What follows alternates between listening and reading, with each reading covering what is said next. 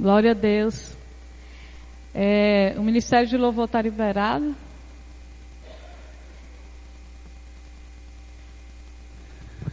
Queria saudar os irmãos com a paz do Senhor.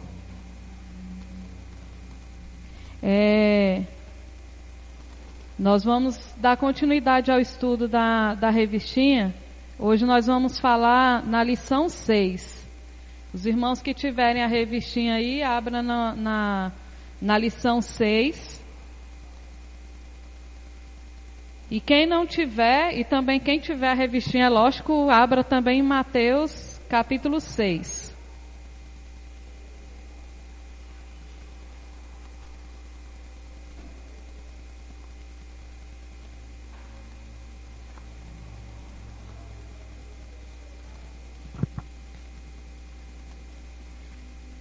Hoje nós vamos falar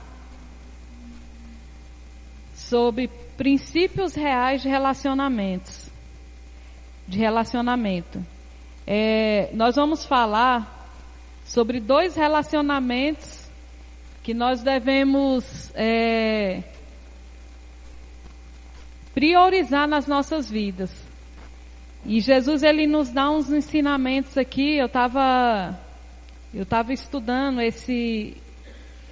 sobre esse estudo aqui, e eu fiquei maravilhada, e pensando, esses 2 relacionamentos aqui que Jesus frisa, são 2 relacionamentos que quando a gente não sabe administrar eles, a gente não consegue se relacionar nem com a gente mesmo, e nem com as outras pessoas. E esses relacionamentos são, primeiro, relacionamento com Deus, e o segundo, relacionamento com as coisas. Mas vamos primeiramente começar pelo relacionamento com Deus. É o relacionamento mais importante que nós devemos cultivar, que está em Mateus 6, do versículo 1 até o versículo 18. Eu vou ler aqui, e os versículos assim que for de referência, eu vou estar pedindo para os irmãos abrir. Tenham o cuidado de não praticar suas obras de justiça diante dos outros, para serem vistos por eles. Se fizerem isso, vocês não terão nenhuma recompensa do Pai Celestial. Portanto, quando você der esmola, não anuncie isso com trombetas, como fazem os hipócritas nas sinagogas e nas ruas, a fim de serem honrados pelos outros. Eu lhes garanto que eles já receberam sua plena recompensa.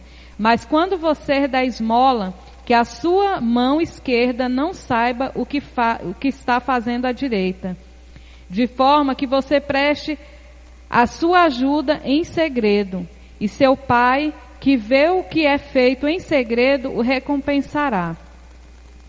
E quando vocês orarem, não seja como os hipócritas. Eles gostam de ficar orando em pé nas sinagogas e nas esquinas a fim de serem vistos pelos outros.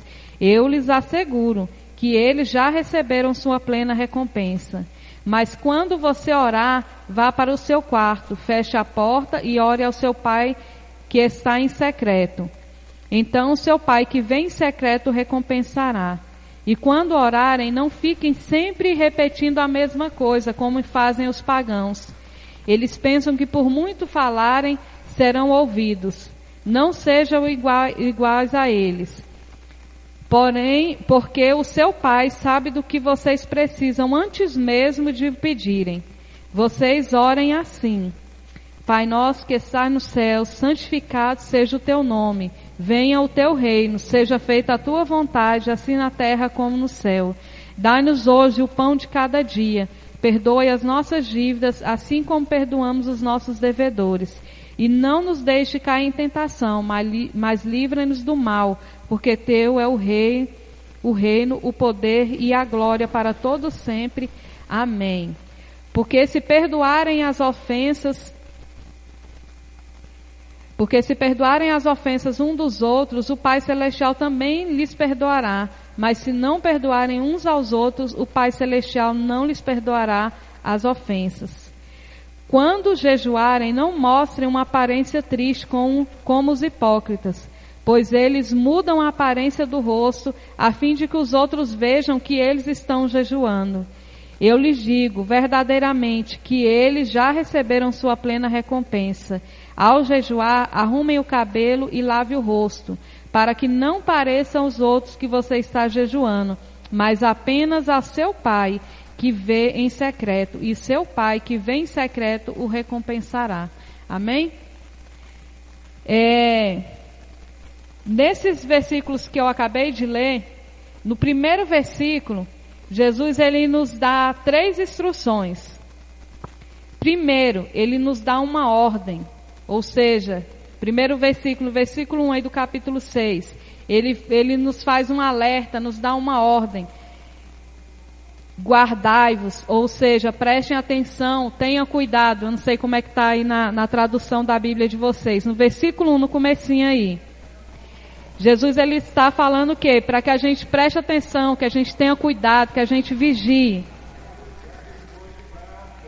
Por quê? Porque precisamos ficar atentos com as motivações do nosso coração.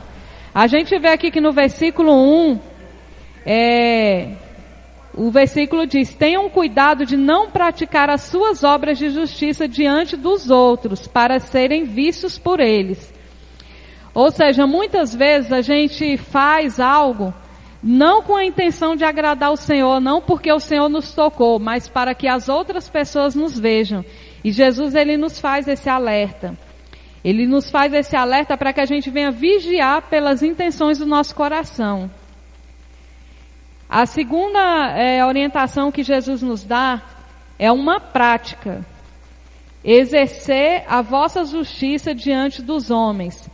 Refere-se o quê? A prática da piedade.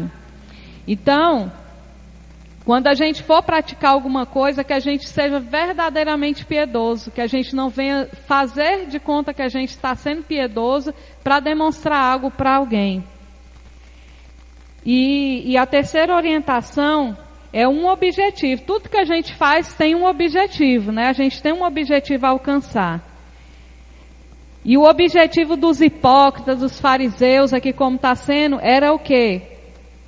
Serem vistos por eles, ou seja, para ser visto pelas pessoas que estavam ali em volta.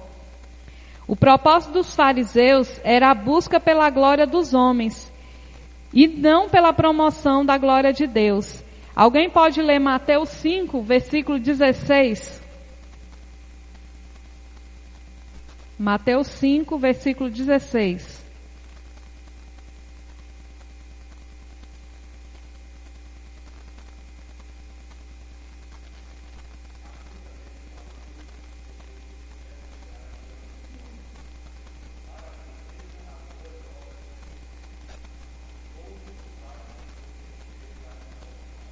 Glória a Deus. Esse versículo ele nos dá uma orientação muito importante. Aqui está falando para que a nossa luz ela brilhe diante dos homens. Se eu fizer alguma obra, todo mundo vai ver. Mas o problema que Jesus está questionando aqui é a nossa motivação. Não é que a gente vai fazer as coisas ali escondido no meio do mato, não. Não é isso que Deus está falando. O que Ele está falando é que a nossa motivação seja somente agradar o Senhor. E aqui está falando que a nossa luz brilhe diante dos homens e que através disso eles venham glorificar quem? A Jesus. Porque quando a minha motivação está correta, as pessoas elas vão ver e elas vão glorificar a quem? A Jesus. Não vão falar, nossa, como a irmã Luciana é boazinha. Porque se a minha motivação, eu não sei se vocês prestaram atenção, que quando eu li aqui do versículo 1 ao 18, todas as vezes que Jesus ele faz uma orientação sobre a motivação errada dos fariseus, ele fala, tenham certeza, eu lhes garanto que eles já receberam a sua plena recompensa. Eles não queriam ser vistos pelos homens? Receberam a recompensa, os homens viram. Só que Deus se agradou? Não. Então a nossa recompensa, a nossa motivação, ela tem que ser agradar ao Senhor. E é essa a primeira orientação que Jesus nos dá. A segunda orientação, para que nós possamos fortalecer o nosso relacionamento com Deus, é a prática de ofertar. Ofertar para os pobres é mandamento de Deus, registrado na lei. Alguém pode ler Êxodo, capítulo 23, versículo 10 e 11. Êxodo 23, versículo 10 e 11. Aqui tem vários versículos aqui de referência. Quem tiver a revistinha, depois lá em casa eu vou ler um de cada referência para a gente não perder muito tempo. Não perder não, né? Não tomar muito tempo do estudo. Êxodo 23, versículo 10 e 11. Quem achou pode ler.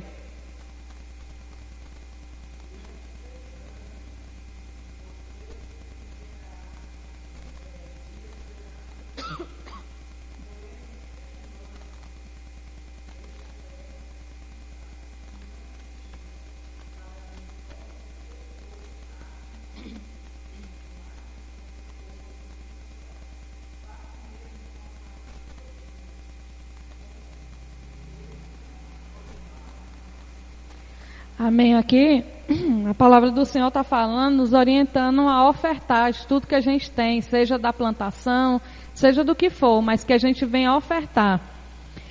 E aqui tem outras referências, né? Êxodo também 30, 15, Levítico 19, 10. Tem várias outras referências. E essa prática da oferta, ela também foi pregada pelos profetas. Profeta Jeremias, profeta Daniel, profeta Amós, e ensinado por Jesus. Jesus, em nenhum momento, ele orientou, falou para alguém que não devesse ofertar. Apesar de muitas vezes a gente vê na palavra do Senhor que as pessoas elas desviavam as ofertas, né?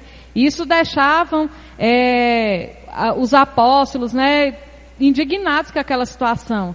A gente tem até um versículo que fala que eles questionam a Jesus, e Jesus fala o quê? Dai de César o que é de César. Ou seja, ele sempre orienta a ofertar e a dizimar, independente do que a pessoa vai fazer. E a nossa motivação, quando ela está correta na nossa oferta, a gente não quer nem saber o que a pessoa vai fazer. Porque o nosso coração ele está em paz, a gente está obedecendo uma orientação de Deus. E aí os evangelhos, eles nos dão essa orientação em vários versículos também. Só que esses versículos que eu li, Jesus ele dá um exemplo aqui. A esmola podia ser dada no templo, nas sinagogas e nas ruas. É preciso ter cuidado com a motivação, pois você pode praticar a ação correta com a intenção errada.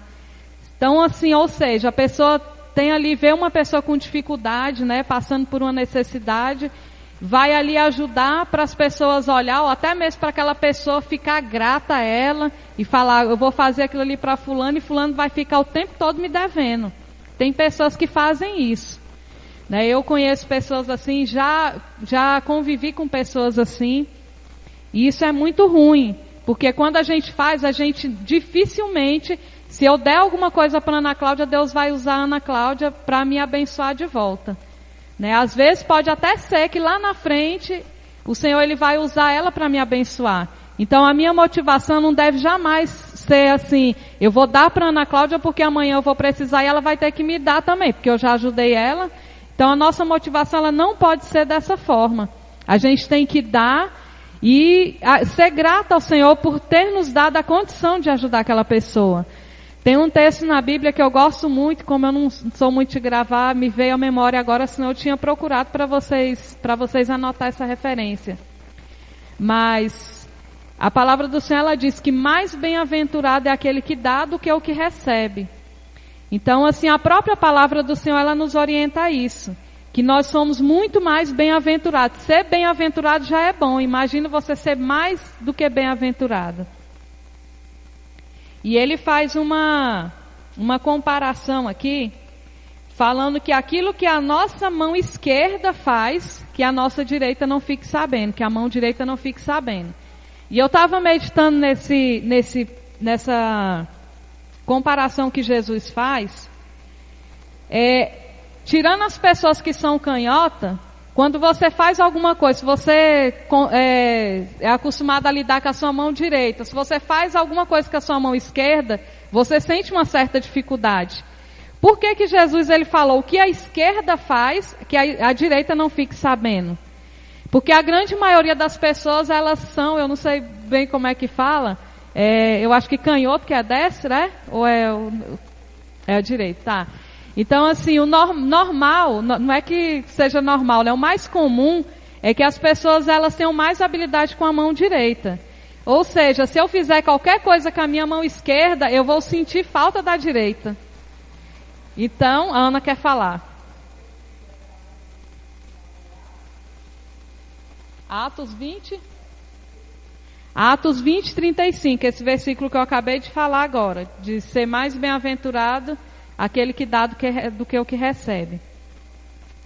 Então, essa comparação que Jesus faz, ele faz essa comparação por isso. Porque quando você for fazer alguma coisa com a sua mão direita, ela vai sentir falta da esquerda. E involuntariamente você vai querer movimentar. Ou seja, não tem como a mão direita não ficar sabendo, né, do que fez a esquerda. Porque vai sentir falta uma da outra. E o que Jesus está querendo nos falar aqui, quando ele faz essa referência? Que quando a gente der esmola, a gente não tem que se preocupar com o que as outras pessoas vão ver.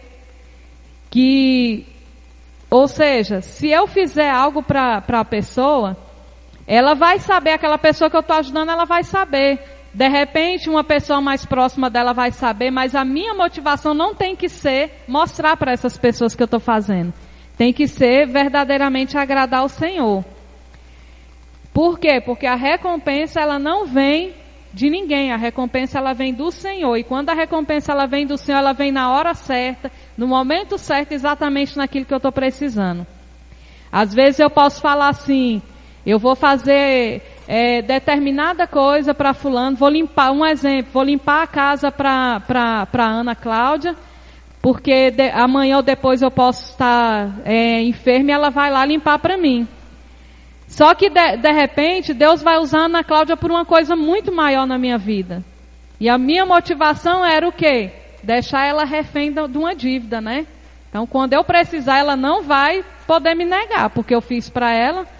Mas às vezes Deus quer usar ela por uma coisa muito maior e muito melhor na minha vida. E a motivação do nosso coração, ela atrapalha isso nas nossas vidas. Então Jesus, ele também nos dá essa orientação da prática da oferta. E eu acho interessante que Jesus, ele faz um contraste, né? Ele fala o que estava errado, que os fariseus faziam, né? Que eles faziam, queriam serviço pelos homens, tocavam trombetas. E Jesus, ele ensina a forma certa para os discípulos dele ali naquele momento ali de ensino. Ele fala o seguinte: tu, porém, os discípulos de Jesus oferta de maneira contrária ao fariseu.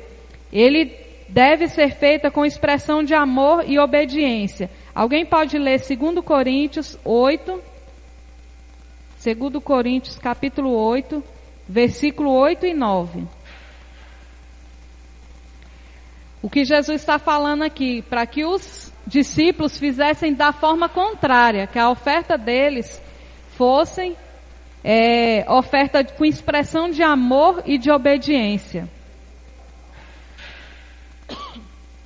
2 Coríntios 8, versículo 8 e 9. Quem achou pode ler.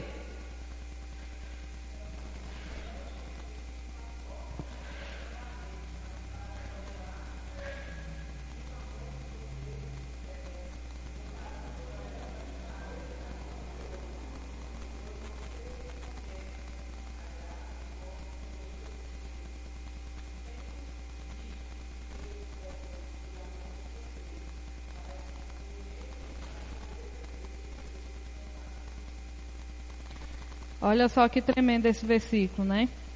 Então que nós não venhamos ofertar e fazer nada na casa do Senhor, na obra do Senhor, ou seja, fora mesmo, né? Quando a gente faz algo fora da igreja, a gente também está fazendo a obra do Senhor. Que a nossa motivação, ela seja uma motivação de amor, e não por imposição de uma lei. Né? A gente fala, se eu não fizer, Deus vai me castigar. Não é isso. A gente tem que fazer por amor, por saber que nós servimos um Deus fiel, que Ele vai nos recompensar, e ainda que não recompense, né, da forma que a gente espera, mas a gente ter a convicção que a gente serve um Deus de amor, que entregou o melhor dele por nós, né? Já é um motivo para a gente fazer e servir a vida inteira, sem reclamar, né? Tudo que Jesus fez por nós já é motivo para a gente ser grato a Ele a vida inteira. E Ele é tão maravilhoso que Ele sempre nos abençoa, né? Jesus, Ele ensina um método correto para ofertar secretamente, que foi exatamente o versículo que eu falei aqui, da comparação que Ele fez com as mãos, que o que a gente fizer com a esquerda, que a direita não precisa ficar sabendo.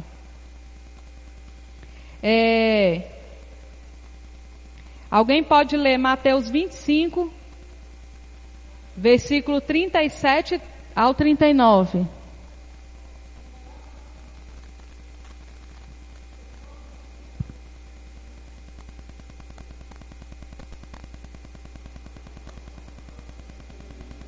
Mateus 25, 37, 39.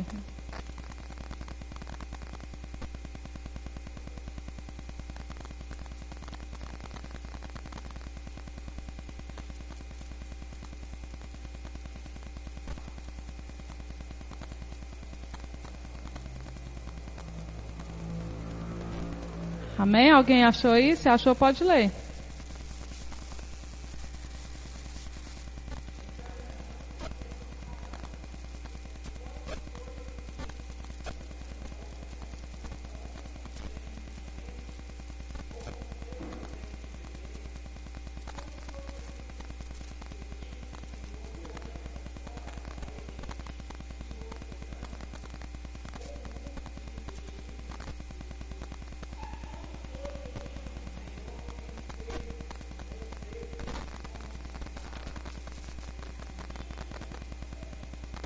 Mateus 25, 37.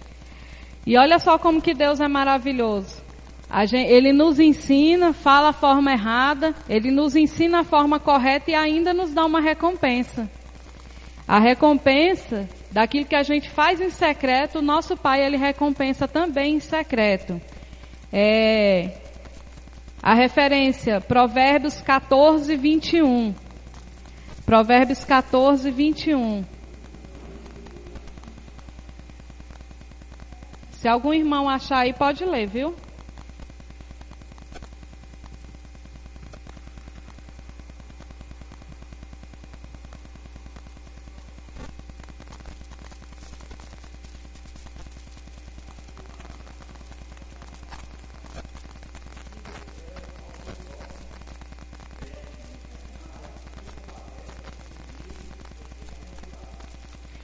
Olha só.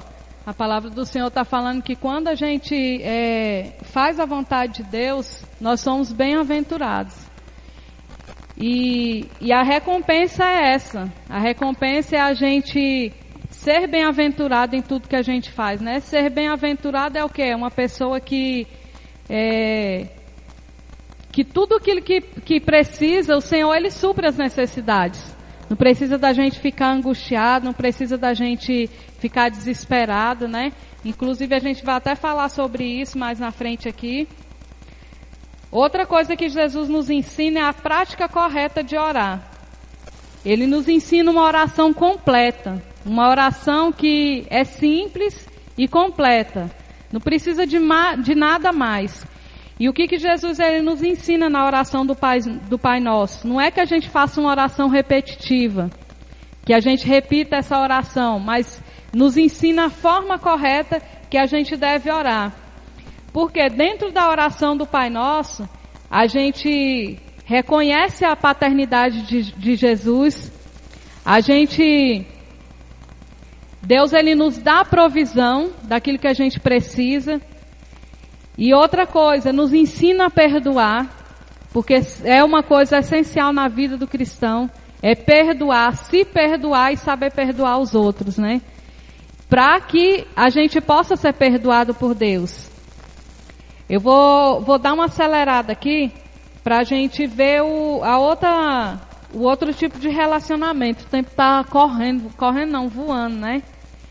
Então a oração do Pai Nosso, ela é uma oração completa, não precisa para mim orar a Deus, não precisa de eu falar palavras bonitas, de eu falar muito tempo, não é o tempo, né, a quantidade de horas que eu fico falando com Deus, mas é a qualidade.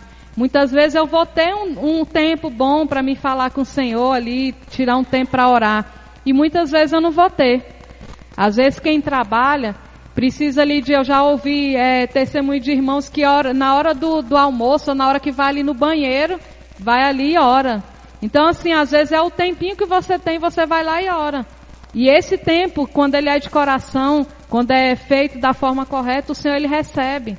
Não precisa, eu tenho uma grande dificuldade muitas vezes de escalar alguém para fazer a oração ou alguma coisa, porque a pessoa fica, mas irmã, eu não sei orar. Eu já ouvi isso várias vezes, eu não sei orar. O que eu vou falar lá na frente? Os irmãos oram tão bonito, eu vou chegar lá e vou passar vergonha. Mas Deus ele não se preocupa com isso. Deus ele não quer saber das minhas palavras bonitas, o quanto eu conheço, né, da dicionário de palavras bonitas. Ele não precisa de nada disso. A nossa oração, e como a oração do Pai Nosso nos ensina, é uma oração direta, objetiva, e a gente tem ali intimidade com Deus dentro disso aqui. Né? Eu li aqui a oração do Pai Nosso, vocês vão ver que ela preenche tudo que a gente precisa. Né? As necessidades físicas, as necessidades espirituais, a necessidade de um bom relacionamento com as pessoas. Então a oração, eu queria... Quando eu estava lendo esse texto, ele não está como referência aqui. Mas quando eu estava lendo, foi a primeira coisa que me veio na mente, né? A falar de oração simples, oração sincera. Foi a oração de Ana, a mãe de Samuel. Está lá em 1 Samuel, capítulo 1, versículo 11. Olha só que oração bonita que Ana faz ali. E não foi uma oração demorada, uma oração cheia de coisa, de palavras bonitas, não. Foi uma oração feita de coração sincero, coração quebrantado. E fez um voto dizendo: ó Senhor dos exércitos, se tu deres atenção à humilhação de tua serva, te lembrares de mim e não te esqueceres de tua serva, mas lhe deres um filho, então eu o dedicarei ao Senhor por todos os dias da sua vida, e o seu cabelo e a sua barba nunca serão cortados. Ana, nesse momento, ela faz uma oração sincera ao Senhor, uma oração de coração quebrantado. E a gente pode ver que nessa oração que Ana faz, ela foi mal interpretada pelo profeta. O profeta, ele interpretou errado aquela oração dela. Mas o Senhor ouviu. E ainda que o profeta tivesse interpretado a oração dela errada, Deus usou a boca dele para profetizar. E olha só como que é uma oração de coração aberto ao Senhor. Ela não precisa de muito tempo e não precisa de palavras bonitas. Foi uma oração sincera, uma oração direta. E tinha um objetivo, né? Ela queria um filho, ela falou o desejo do coração dela e ali dentro ela fez um voto. Então a nossa oração ela deve ser assim, uma oração objetiva, uma oração sincera. Não precisa de enfeite, não precisa de nada como fazia os fariseus, como faziam os hipócritas, né? Que eles oravam em pé ali para mostrar para as pessoas. Isso, nada disso interessa a Deus. Vamos falar agora sobre a prática do jejum.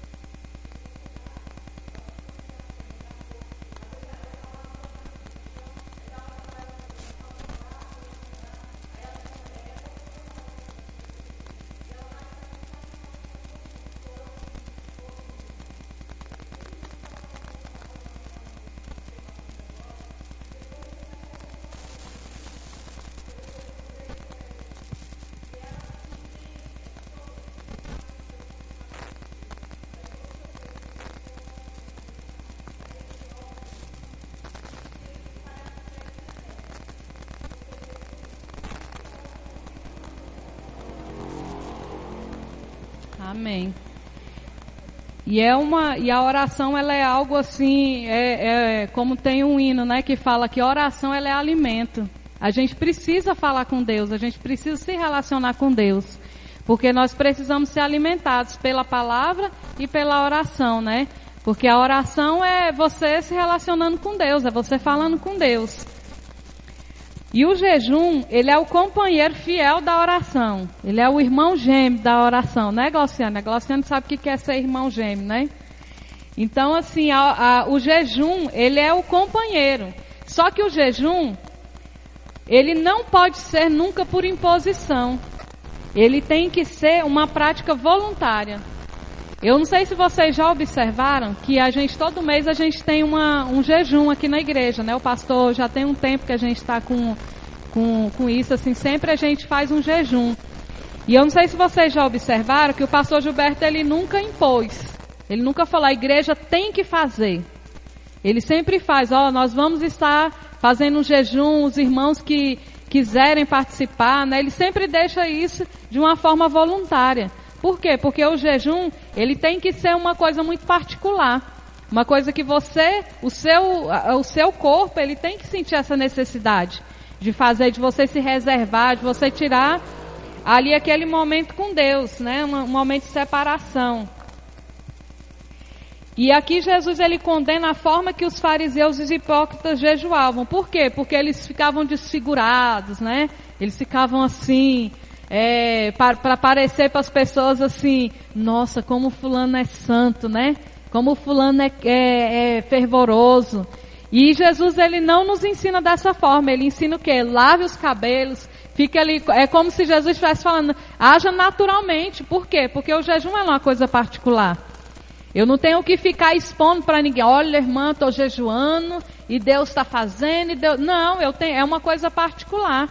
Por quê? Porque quando eu fizer isso de uma forma íntima, de uma forma particular, Deus, ele de alguma forma, isso vai refletir na minha vida. E as pessoas, de alguma forma, elas vão ver algo de diferente em mim. Não precisa da gente expor nada disso para ninguém. O jejum, ele é algo particular e a gente tem que fazer de forma voluntária. Outro tipo de relacionamento que nós devemos nos preocupar muito é o relacionamento com as coisas. Eu estava prestando atenção que Jesus, ele quando dá essa orientação, ele fala sobre o relacionamento com Deus e o relacionamento com as coisas. E eu fiquei pensando, engraçado, né? Por que Jesus, ele não falou relacionamento com pessoas, né? Com a família, alguma coisa assim. E aí eu vim entender que se eu não me relacionar bem com as coisas, eu não vou saber me relacionar bem com as pessoas. Por quê? Porque Jesus, ele está falando aqui sobre o dinheiro. Ele está falando assim, Jesus ensinou mais sobre o dinheiro e riquezas do que qualquer outro assunto social, que é o que eu falei, família, política, poder, trabalho e sexo, né? Ou seja, relacionamento entre marido e mulher, que é um relacionamento também muito importante, mas se eu não souber me relacionar com o dinheiro, com os bens materiais, eu não vou conseguir me relacionar nesses outros aspectos aqui. Ele sabia bem o poder que o dinheiro exerce sobre as pessoas. Então, assim, o dinheiro, ele tem um poder de destruir relacionamentos, casamentos, família, ele tem esse poder. Então, quantos de vocês já não ouviram famílias que foram destruídas por bens materiais, por dinheiro, né? Recentemente aí vocês podem ter visto na televisão, que durou vários dias, o julgamento de uma mulher, até esqueci o nome dela, que foi um crime muito conhecido e foi um julgamento que durou 11 dias, né? E isso foi motivado por quê? Por dinheiro, interesse, né? Ela queria se beneficiar da era. E eu fiquei imaginando, eu falei, gente, como que o ser humano é ganancioso? Porque ela era uma pessoa bem-sucedida. Os pais tinham condição bem, automaticamente ela também tinha uma condição bem boa, né? E quando os pais morressem, naturalmente ela ia adquirir aquele. Para quê? Aquele desespero, né? Fazer uma coisa dessa. Então, Jesus, ele sabia muito bem dessa dificuldade que o ser humano teria com o dinheiro, né? Então, por isso ele nos dá essa orientação. Ele fala de 2 tesouros e de 2 visões. Ou seja, nós não podemos servir a 2 senhores. Nós não poderíamos de forma alguma cultivar tesouros aqui e também tesouros no céu. O que Jesus está falando com isso? Ele está falando que não que você é proibido de juntar um dinheiro, de você ter uma vida financeira equilibrada, né, confortável. Não é isso que Jesus está falando. Ele está falando para que a gente venha ter cuidado com isso.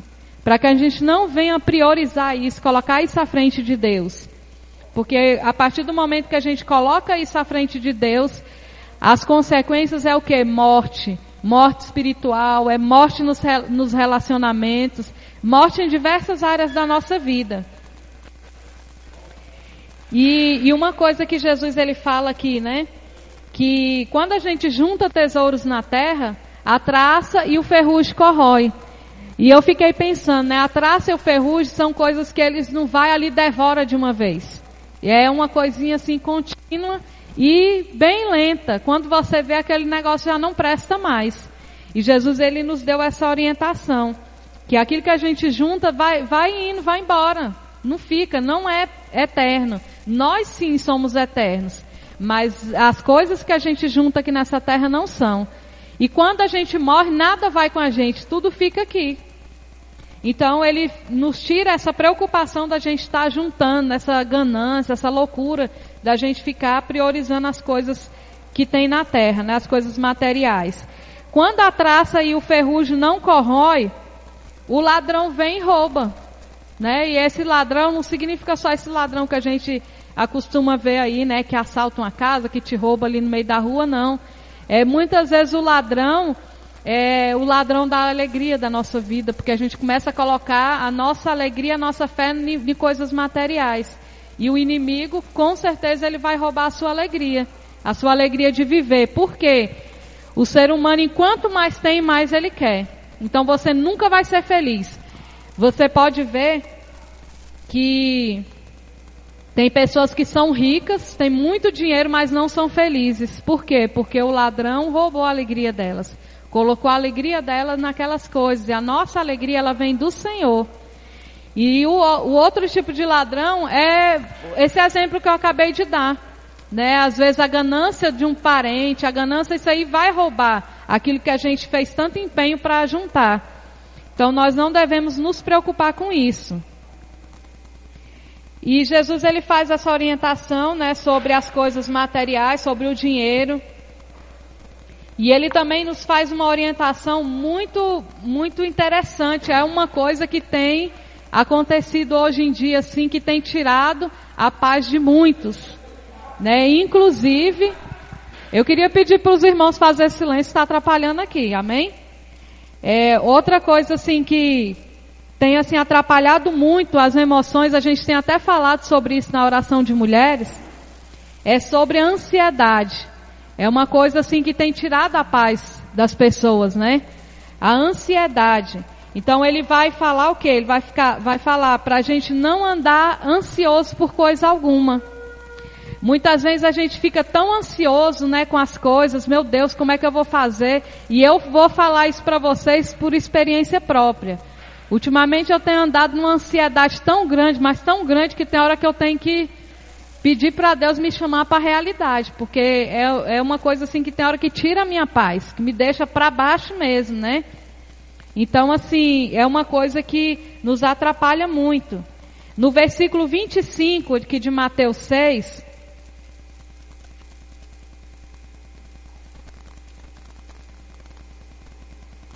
portanto, eu lhes digo, não se preocupem com a sua própria vida, quanto ao que há de comer ou beber, nem com o seu próprio corpo, quanto ao que vestir.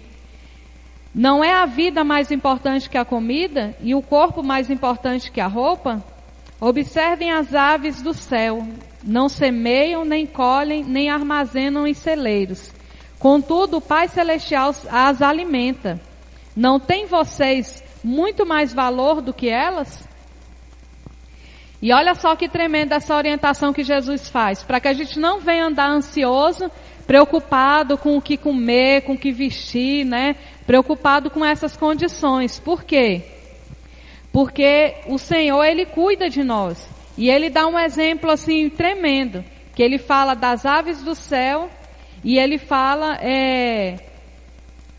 que o Senhor, aqui, as aves do céu não semeiam, nem colhem, nem armazenam. Vocês já viram as aves plantando ou colhendo, armazenando alguma coisa? Elas não fazem isso. Mas a palavra do Senhor fala que o Pai alimenta. E aí ele faz ele nos chama a atenção para algo. Não tem vocês muito mais valor do que elas? E eu fui pesquisar, a gente já está terminando. Eu fui pesquisar sobre a criação. E a gente vê que nós temos um valor muito grande diante de Deus. Lá em Gênesis capítulo 1, no versículo 11 e 12, Deus cria as plantas, Deus cria as aves, né? Deus faz ali toda aquela criação, mais ou menos ali no terceiro dia. Ele cria tudo aquilo. E no versículo 26 de Gênesis 1, Deus ele dá a ordem ao homem a dominar. Ou seja, o que Deus ele está falando ali? Ele criou tudo aquilo ali e ele falou para o homem, vocês vão estar acima, vocês é que vão controlar, vocês que vão dominar, vocês serão mais importantes do que elas.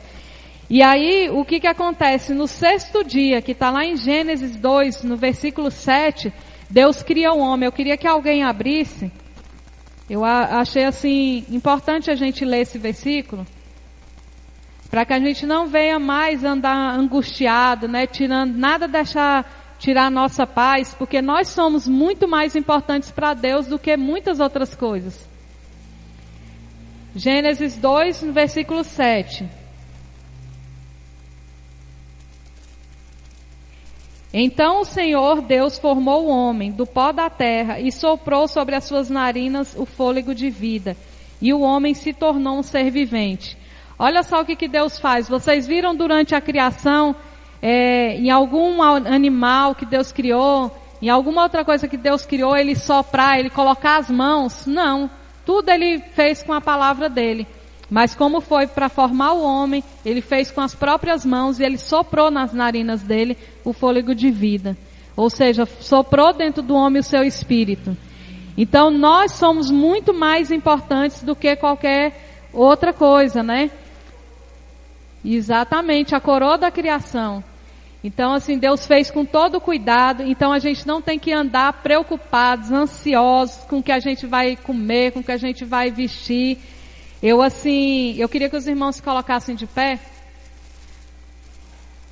Eu, achei tremendo, porque ontem, para mim, tá falando sobre essa parte de ansiedade, né? Eu fiquei pensando, meu Deus, eu vou falar uma coisa que eu estou vivendo, né? Uma coisa que eu estou passando, estou aprendendo a lidar com isso, né?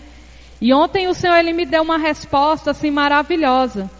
Um tempo atrás aí, eu estava com uma necessidade lá em casa de arrumar algo e assim, eu preocupada, eu fui na madeireira várias vezes, fiz orçamento, e eu falando, eu tenho que comprar isso, meu Deus, como é que eu vou ficar sem isso? Né? Eu não queria, assim, dar os detalhes, mas eu fiquei preocupada e precisando mesmo, né? Era uma coisa assim constrangedora quando ia gente lá em casa. E eu ficava, meu Deus, e eu sem condições de fazer. E ontem o Senhor enviou. E eu já tinha esquecido, assim, né? De uma certa forma a minha ansiedade focou em outras coisas. E eu já tinha esquecido daquilo ali. E aí o Senhor enviou. E quando o Senhor enviou, eu fiquei até meio boba assim na hora.